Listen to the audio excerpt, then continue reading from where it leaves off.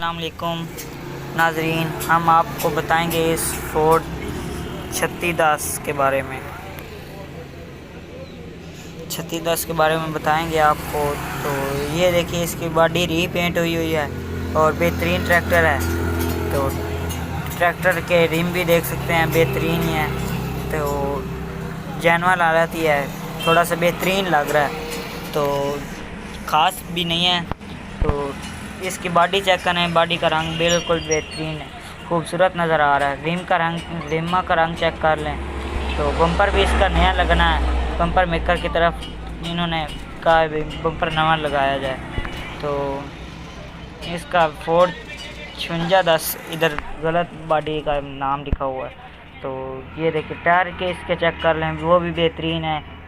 Headlights check कर रहे हैं, वो भी बेहतरीन है। गियर बक्सा भी इसका बिल्कुल बेहतरीन है और स्टीयरिंग वगैरह, मीटर वगैरह बिल्कुल बेहतरीन है।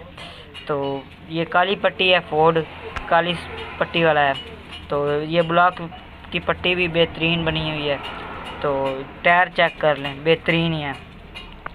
तो सारा all to all tractor genuine ही है, सिर्फ बॉडी रीपेंट की गई है, रिम भी रीपेंट ही है।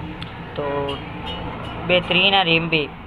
तो ये पीछे साइड आपको दिखा दें, ये देखिए सीट इसकी नई लगाई गई है, तो नई थी अब पुरानी हो चुकी है। तो हुक चेक कर लें, बेहतरीन हुक है।